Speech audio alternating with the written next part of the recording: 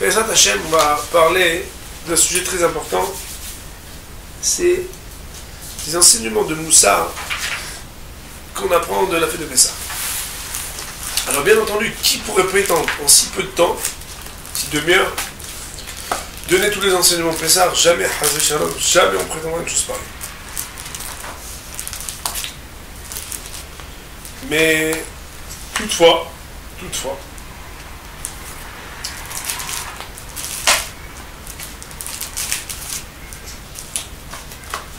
premier enseignement essentiel, et c'est un enseignement pour vos enfants, ou en tout cas qu'il faut inculquer aux enfants.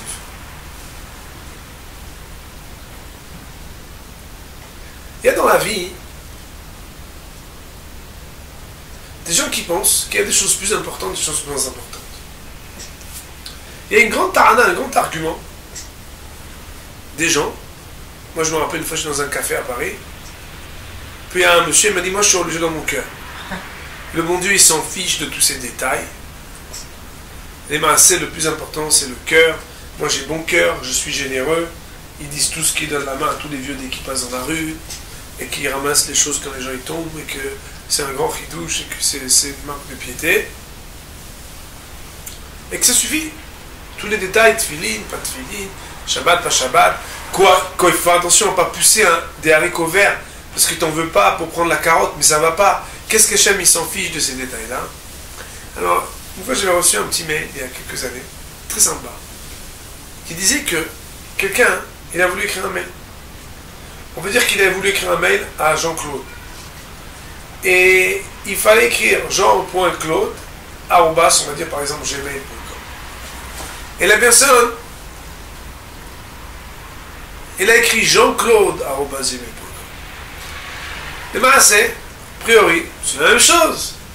Quoi? Un point, c'est insignifiant. Un point, il n'a même pas une réalité géométrique tellement. C'est rien du tout, un point. Et pourtant, jamais le recevoir.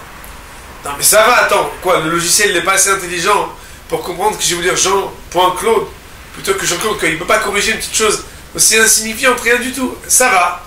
Arrête un peu. Avec toute cette technologie extraordinaire, il n'est pas capable de. Et pourtant, le sens du détail aujourd'hui, à la pointe de la technologie, on se rend compte qu'il y a des choses, ou bien des choses sont très importantes dans le moindre détail.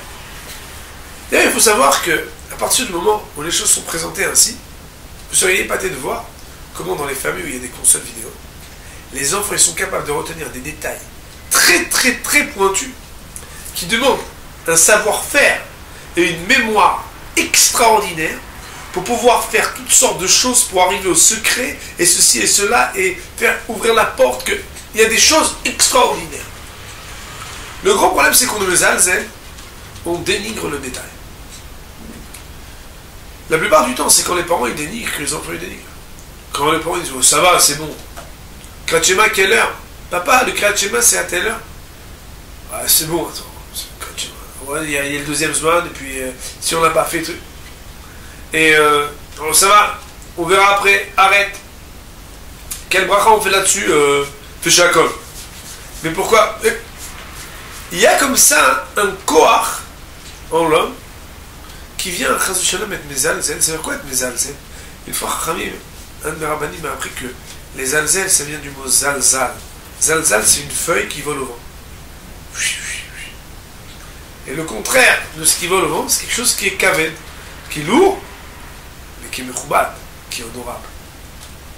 Premier enseignement de Pessah extraordinaire, c'est que d'habitude, tous les interdits, ils demandent un shi'ur. Par exemple, le jour de Kippour, si vous avez mangé moins qu'une certaine quantité, vous n'êtes pas tout. Vous êtes exempté du korban. Vous n'êtes pas, on va dire, passible. Mais si vous avez mangé une certaine quantité, alors vous êtes mamash, kalet, vous êtes retranché. La même chose, dans plein d'interdits dans la vie, tant qu'on n'a pas transgressé une certaine quantité, consommé un certain quelque chose, alors il n'y a pas d'interdit. À Pessah, Chametz bekol shiur. Le Chametz, on transgresse l'interdit de le posséder ou de le voir, bekol shiur, même si c'est des miettes. Ça veut dire quoi? Ça veut dire que quelqu'un qui n'en a pas fait un acte de dépossession, de hefker, bien qu'il n'a pas éradiqué par un bi'ou, par le fait d'anéantir le Hametz, s'il reste colché ou quoi que ce soit, alors il transgresse un interdit. Les Chora, a priori, c'est difficile à comprendre. Qu'est-ce qui se passe? Pourquoi Béhémet c'est comme ça? La Torah, elle nous montre que même les choses qui paraissent insignifiantes, elles ont une valeur.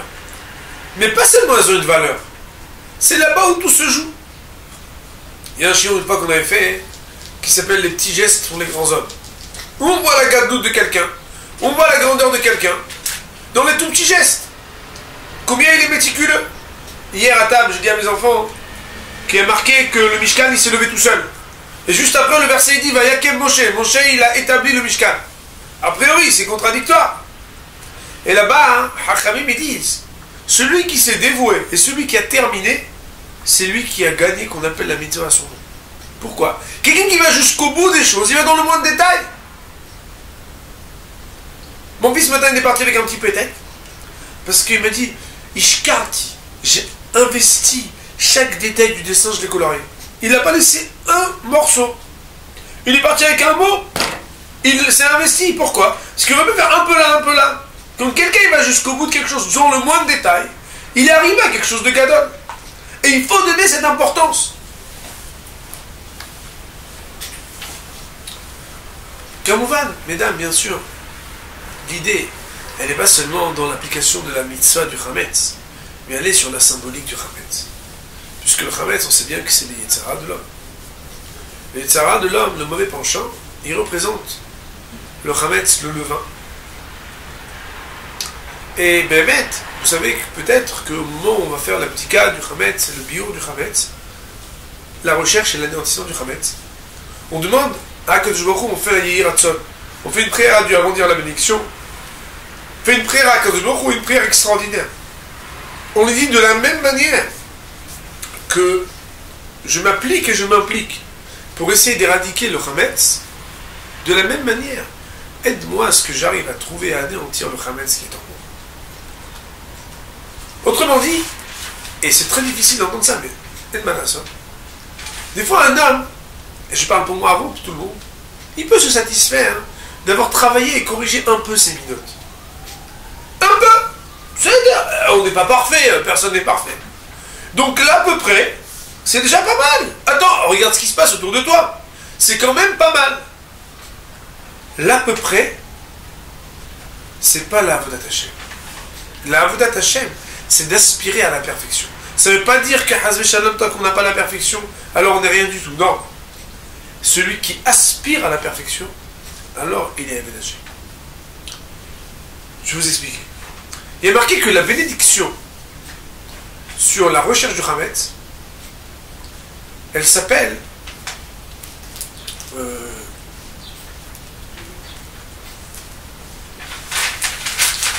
sais même si j'avais écrit quelque chose là-dessus, très joli.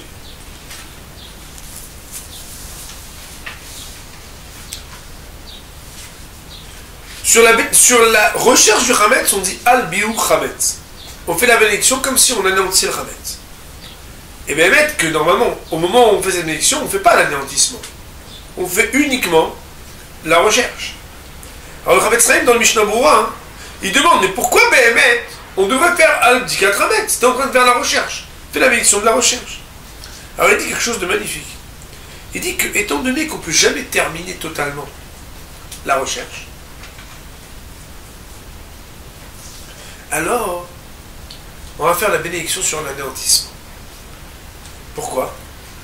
Parce que l'anéantissement, on le fait par le fait qu'on décide dans nos cœurs de se défaire totalement du Hametz, de le détruire. Ça veut dire quoi? Ça veut dire que arriver au bout du Hametz tout seul, c'est pas possible.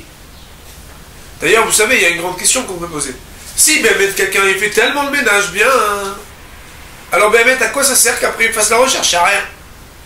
Et si de toute façon il faut faire la recherche, alors sois plus cool dans ton ménage. Arrête un peu, de toute façon tu vois bien que faut que j'ai quelque chose à trouver, ma chérie. Sinon qu'est-ce que je vais faire? Je m'ennuie le soir de Bdikat Hametz. C'est pour ça qu'on met les morceaux de pain. Parce qu'on est tellement certain qu'à part les 10 morceaux, il n'y a rien. Que si on ne mettait pas les morceaux, il y en a qui disent que ce serait Bracha Levatala. l'idée, elle est plus profonde que ça. Elle est qu'en réalité, on est toujours à la recherche d'un hametz qui se cache, d'un hametz physique, mais d'un hametz intérieur. Un homme, au fur et à mesure de la vie, il se découvre quelquefois vertueux, et malheureusement quelquefois moins, sur des nouveaux dossiers qu'il ne connaissait pas. Et quoi? Alors quoi? Anéantir, rechercher. Est-ce qu'il peut dire qu'il a tout trouvé de ce qui est en lui de mal? Hazve shalom. Qui c'est qui peut dire ça? Personne n'aurait cet orgueil de dire moi je sais exactement sur quoi je dois me travailler. Au fur et à mesure du temps, on avance et on découvre encore des choses. Une chose est sûre, c'est qu'il faut chaque jour être à la recherche du Hametz et aspirer à son anéantissement. Seulement, de la même manière qu'on ne peut pas faire une bénédiction sur la recherche et qu'on dit à Hachem, voilà, j'ai été jusqu'au bout de ce que je peux. Maintenant, aide-moi à me permettre d'annuler et d'éradiquer tout ce qui est Hametz dans ma possession.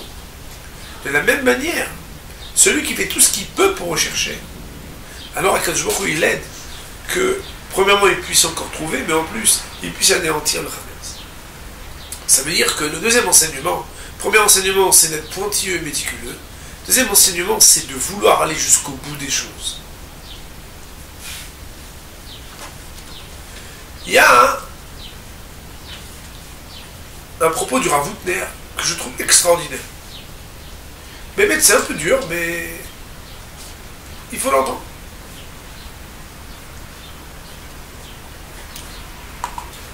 Vous avez peut-être entendu parler du principe qui dit mitzvah abba leyatra al tahmitzena. Une mitzvah qui te vient dans ta main de pouvoir réaliser, ne laisse pas monter le hametz, ne la laisse pas fermenter.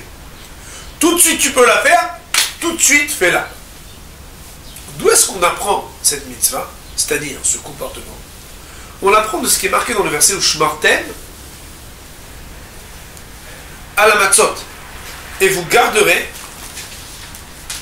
les matzot. Vous savez que le mot matzah et le mot mitzvah, ils s'écrivent de la même manière dans la Torah. Puisque mitzvah c'est même tzadik vav, et au pluriel c'est mitzvot, même tzadik vav tav, et les matzot c'est la même chose aussi, même tzadik vav tav. Aussi, bémet que Chachamim apprennent que de la même manière qu'il faut manger de la matzah shmura à Pessah, de la même manière, il faut, entre guillemets, consommer des mitzvot qui sont gardés. Ça veut dire quoi? C'est quoi la matzah shmura? C'est une matzah qui, depuis qu'on l'a accueillie, on a fait attention à ce que jamais ne puisse devenir levain, que ce soit le grain qui rentre en contact avec de l'eau, là où Bémet il peut fermenter et grossir, jusqu'au moment où on a la matzah dans la main. En réalité, si la matzah n'est pas shmura, c'est-à-dire qu'on a manqué à la surveiller, quand une matzah, elle n'est pas matzah, qu'est-ce qu'elle devient automatiquement? Hametz. Ça veut dire que il n'y a pas un stade intermédiaire où c'est pas une matzah, mais c'est pas du hametz. Non. La matzah qui n'est pas digne d'être une matzah, elle devient l'autre extrême qui s'appelle hametz. Alors le Rav veut dire un hitouche. Mais c'est terrible d'entendre ce hitouche. C'est terrible.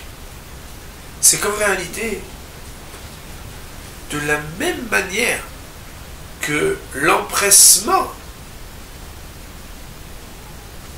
et la continuité est dans le comment on dit pétrissage de la pâte, le travail de la pâte, autant que de tout ce que font les travaux qui amènent à la matzah, doit être fait dans un empressement ininterrompu jusqu'à ce qu'on ait la matzah dans la main, pour garder le label de matzah digne d'être la matzah du soir de Pessah. De la même manière, une mitzvah, pour qu'elle puisse être une mitzvah digne de ce nom, il faut que ce soit une mitzvah qui ait été gardée. Ça veut dire quoi? Qui ait été honorée, que jamais on puisse dire si elle vient dans ta main, tu la fais comme ça, dans la relâche, tranquille, tu prends ton temps. Ça veut dire quoi, mesdames? Ça veut dire que, de la même manière que si matzah, on est mahmitzota, on la laisse lever, Alors non seulement elle n'est pas matzah, mais elle est l'extrême inverse, c'est le hametz. De la même manière, une mitzvah, que quand elle se présente à nous, on ne s'empresse pas de la faire tout de suite, elle devient le contraire de la mitzvah bar minan. Et là, ben, il faut comprendre pourquoi. Arrête, surtout quand on est un peu occidentaux. Sinon, il faut programmer, il faut prendre le temps, il faut ceci, il faut cela, il faut être réfléchi. Alors là, il y a un yusod, il y a une idée fondamentale que je vous livre, sans vous livrer toute la compréhension, parce que vous avez compris qu'à vous de terre, on en comprend ce qu'on en comprend, mais l'énoncé, c'est quelque chose qui vous permet à vous, peut-être, d'approfondir cette notion. Il dit que, en réalité, je vais vous le dire comme ça, peut-être vous allez mieux comprendre. Le mot matzah et le mot hametz, ils ont deux lettres communes. Le même et le tzali qui se retrouvent et dans matzah et dans hametz. Ça c'est connu. La troisième lettre, c'est, à la différence de la matzah où il y a le he, dans le hametz c'est le het. Or, il n'y a qu'un trait de plume entre le het et le he. Il n'y a presque rien. Si on regarde les aliments qui composent la matzah et les aliments qui composent le hametz, sont exactement les mêmes.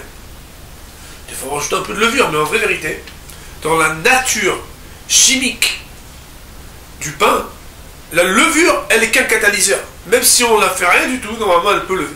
Elle mettra plus de temps, ce sera moins belle. Mais le pain, ça veut dire la farine, l'eau et le sel, ont les moyens de gonfler. La différence entre les deux, c'est le temps. La matzah et le hametz, la différence entre les deux, c'est le temps. On va dire des choses comme ça. Une matzah fainéante, ou en tout cas oisive et pas agile, c'est du hametz. La mitzvah, elle relève de quelque chose qui transcende. La mitzvah, c'est le lien avec Akadosh Baruch Hu. Un de mes maîtres, il explique que le mot mitzvah, il est dans une construction grammaticale totalement atypique. Pourquoi ? Parce que normalement, on devrait dire tzivouï, ou on devrait dire le dharma. On devrait dire tzivouï. Pourquoi on dit mitzvah ? Mitzvah, c'est pas une forme normale. Le Rav, il nous explique qu'il y a un autre mot qui ressemble à ça, qui s'appelle milvé. Milvé, mitzvah, c'est une forme. Milvé, c'est dans le langage de Chachamim un prêt. Pas comme on dit la halva. La halva, elle parle que du prêt lui-même. Le milvé, dans un seul mot, on a trois choses. On a le malvé, le lové et la halva. Le prêteur, l'emprunteur et l'argent qui a été prêté. En disant milvé, c'est un mot qui veut dire les trois ensemble. Le prêteur, l'emprunteur et le prêt. De la même manière, quand on parle de la mitzvah, c'est le metzavé, celui qui ordonne, ça veut dire Hachem. Le metzouvé, ça veut dire l'homme. Et aussi, le tzivouï, qui est l'acte qu'on est en train d'accomplir. C'est-à-dire que, écoutez bien, quand quelqu'un fait une mitzvah, c'est pas seulement qu'il fait une action. Quand il fait une mitzvah, il exprime son lien avec Akadosh Baruch Hu dans cette action qu'il est en train de faire. Une action qui fait que je suis lié avec Hachem. Elle fait partie de ce monde-ci. A priori, elle ne fait pas partie de ce monde-ci. C'est vrai, il y a des gens qui disent « Ouais, j'ai booké une mitzvah de telle heure à telle heure. Je vais la faire cool. » Cette personne qui, dans la manière avec laquelle il appréhende sa mitzvah, il la voit comme quelque chose de ce monde-ci, quelque part, il n'exprime pas à sa juste valeur ce que l'accomplissement d'une mitzvah relève de quelque chose de tellement plus haut que ce qui se passe dans la vie. Ça veut dire quoi? Ça veut dire que le Rav nous dit que la mitzvah, la manière avec laquelle on l'a fait dans l'empressement, c'est quelque part vouloir tuer le temps de la mitzvah. Enlever la dimension temporelle de la mitzvah. La mitzvah dans l'empressement, c'est comme si je cours pour montrer qu'elle n'est pas dans ce monde-ci. Elle ne vient pas de ce monde-ci.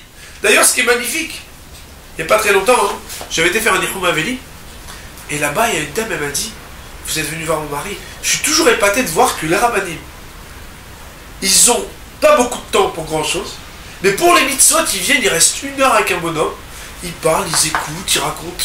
Comment c'est possible? Ribona en ami. Et quand on a un truc toujours là en train de courir, et là, mais en réalité la mitzvah, elle fait qu'on lui trouve toujours une place entre deux instants. Parce que la mitzvah, elle ne relève pas du temps. Elle est au-delà du temps. Mais comment elle est au-delà du temps? Quand vous-même vous montrez dans la manière avec laquelle vous la faites, qu'elle est au-delà du temps. Mais si quelqu'un, la mitzvah, il a fait quand il peut, et puis il a fait comme ça dans la lenteur, et trop... Cette personne-là, qu'est-ce qu'elle est en train de montrer? Que quelque part, cette mitzvah-là, hein, c'est pas une mitzvah. C'est une action qui est délimitée dans ce monde-ci. Autre enseignement donc qu'on apprend, et je trouve que c'est extraordinaire de réfléchir à ça, c'est qu'une mitzvah, on doit avoir le feu de la mitzvah, parce que la mitzvah c'est le tzivouy amoré. On est en train de faire une action qui relève d'autre part. Quand on fait une mitzvah, on est en train, de la même manière qu'on empêche le temps d'agir sur la matzah pour pas qu'elle devienne chametz, de la même manière faire la mitzvah avec empressement, c'est faire en sorte que le temps n'est pas le temps de s'installer, de s'imposer pour limiter l'acte de la mitzvah. Et lui, il va plus loin, mais moi je pourrais pas aller plus loin, parce qu'il va trop loin. Et il explique que c'est pour ça que le salaire de la mitzvah, il relève d'ailleurs. Parce que même l'action, dans la manière avec laquelle tu l'as fait, tu fais quelque chose qui a rien à voir avec ce monde-ci. Autre enseignement, c'est donc, pour soi, pour nos enfants, de montrer qu'une mitzvah, quand elle se présente, il y a une pêche. Il y a quelque chose qui nous propulse. Pourquoi ça nous propulse? Parce que la mitzvah, c'est un lien avec quelque chose qui nous dépasse totalement. C'est pas une action matérielle, c'est quelque chose qui ne peut même pas s'inscrire dans le temps.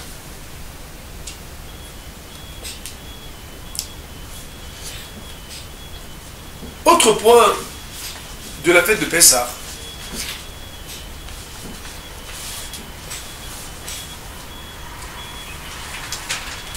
c'est peut-être ce qui relève de la relation de confiance entre les parents et l'enfant.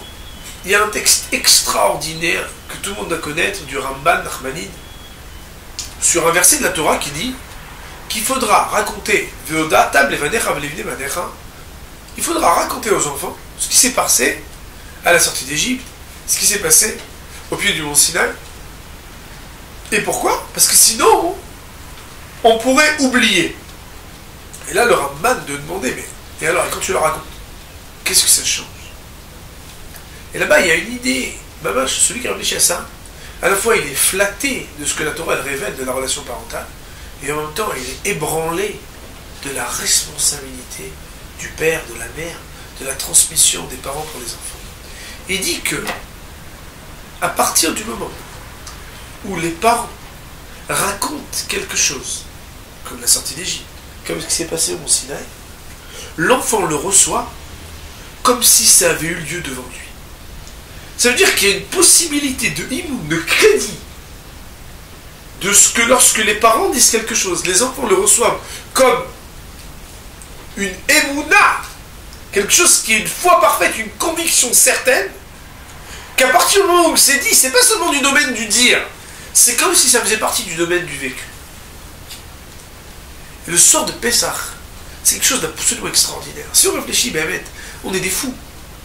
Aux yeux du monde entier, de répéter depuis 3000 ans la même histoire, accoudée avec des galettes et des verres de vin pour se mettre sur le côté gauche et raconter la même histoire depuis 3000 ans dans toutes les maisons juives à la même date, il y a de quoi rigoler. Ça y est, un livre, tu lis une fois, 2 fois, 10 fois, 100 fois. On va pas répéter la même chose tous les ans dans toutes les familles juives. Apilou Chacham, même si un bonhomme il est Chacham, il repose les mêmes questions, il répète la même chose. Mais en réalité, c'est là le secret d'Israël. C'est quelque chose d'extraordinaire. C'est qu'en réalité, raconter une histoire, c'est raconter une histoire. Mais transmettre à nos enfants ce qui s'est passé à la sortie d'Égypte, c'est quelque part les amener devant la Yetziat Mitzrayim et leur montrer ce qui s'est passé. Kamouvan, c'est extraordinaire d'un côté, mais de l'autre, ça veut dire, chas v'shalom, mesdames, que quand un enfant, il a pu être, on va pas dire déçu, mais en tout cas, lorsque les parents ne sont pas à la hauteur de la relation de confiance qu'il a liée à leurs enfants. Puisque là où il y a cette possibilité de transmission, il peut y avoir aussi l'abus, quelque part, de transmettre des choses qui soit n'ont pas été vraies, soit n'ont pas été vérifiées. Alors, bien sûr, les choses peuvent être perçu et accepté différemment. À savoir que naturellement, c'est comme ça que l'enfant peut le percevoir. Soyons à la fois fiers, heureux, encouragés à transmettre, mais très vigilants. Vigilants que cette force extraordinaire, elle est aussi au quotidien. Elle est que l'enfant, on lui donne les convictions de ce dont nous-mêmes nous sommes convaincus, mais quelque part, on ne doit pas lui présenter comme des convictions les choses qui ne doivent pas convaincre qui que ce soit. Ça veut dire que ce qui reste pour soi un doute, ce qui reste pour soi quelque chose qui n'est pas une vérité, vouloir la transmettre comme une vérité, l'enfant, on sait bien qu'il a des antennes et qu'il sent très bien que quand on veut lui transmettre quelque chose qui n'est pas franc, quelque chose qui n'est pas, on va dire, transparent et digne, alors il le vivra avec le même, on va dire, la même intensité, mais cette fois-ci, balmina, dans le mauvais sens. Enfin,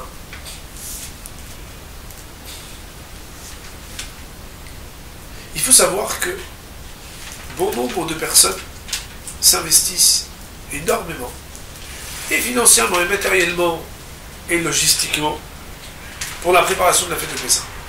On a beau dire qu'il n'y a aucune misère de repeindre les murs, il y a toujours plus de peinture vendue. D'ailleurs, chez Ocharat, cette semaine, j'ai vu, premier article quand on rentre, c'était de la peinture à vendre, les chevaux de Pessah, à croire qu'il y en a qui la mangent tellement ils sont mis juste avant, même les matzot. Pourtant, les gens, ils s'investissent, c'est très important, les kabbalim, ils ont beaucoup de travail, tout le monde a beaucoup de travail, avant Pessah, c'est un moment spécial. Malheureusement, spirituellement, des fois, on gâche la préparation. Ça veut dire quoi? Ça veut dire qu'une maman, si elle arrive, par terre de fatigue, ce qui arrive malheureusement beaucoup de fois, dans toutes les familles, le soir de Pessah, parce qu'elle a trop lavé les murs et les plafonds, elle arrive, spirituellement, elle n'est pas du tout préparée à sortir d'Égypte. Parce que si on lui disait, bon, allez, on fait nos valises, on sort d'Égypte. Alors on a de la chance, nous on est en local. C'est qu'au pire, ou plutôt au mieux, on va juste marcher jusqu'au côté.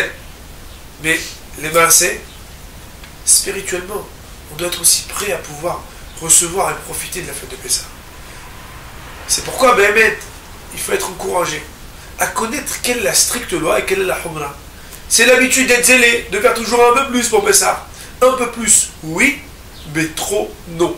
Parce qu'à partir du moment où on en fait trop, ce qu'on va retenir de la soirée, c'est que les gens après ils sont fatigués, ils sont exténués, et au lieu de profiter pour kiffer, alors on est là et on est mâche, essoré, fatigué de tout ce qu'on a pu endosser pour appréhender de manière matérielle strictement ce que d'après la stricte loi on n'est pas du tout obligé de faire. Je racontais une histoire que mon épouse m'a racontée, qu'une fois, la rabbin Tovadian a raconté que son papa, une veille de Pessah, il les a pris, il leur a dit, je voudrais que vous veniez avec moi voir une famille, c'est comme ça qu'on doit accueillir Pessah. Et c'est la veille de Pessah, ils ont défrapé à la porte, et là-bas, il leur a dit, bonjour, voilà, je voudrais que mes enfants ils voient ce qui se passe chez vous. Parce qu'il avait vu de l'extérieur, qu'est-ce qu'ils étaient en train de faire. Ôter la veille de Pessah, peut-être l'avant-veille, je sais pas. Enfin, à l'heure où, dans 80% des maisons, tout le monde court comme des fous, jusqu'à ce que cette sirène nous permette de dire, bon, bah, de toute façon, on est bloqué. Eux, ils étaient chacun avec la petite agada, en train de kiffer, prendre le temps d'attendre Pessah, être détendu, parce que la fête, elle est approchée, elle est arrivée. C'est comme ça qu'on reçoit Pessah, ça veut dire quoi? Arrête. En fin de compte, c'est sûr que ces gens-là aussi, ils n'ont pas laissé du hamed chez eux. Oui, mais il y a une différence entre pas laisser du hamed chez soi et repeindre les murs, laver les plafonds. Si ça fait que la maîtresse de maison, ou que l'ambiance à la maison, ou que tout ce qui se passe fait qu'on est par terre le soir du Seder, on n'aura rien gagné du tout, parce que car l'essentiel de la fête de Pessah, c'est pas du matériel, c'est du spirituel. Voilà quelques enseignements qui nous permettent de réfléchir un peu qu'est-ce qu'on apprend et comment se préparer à la fête de Pessah.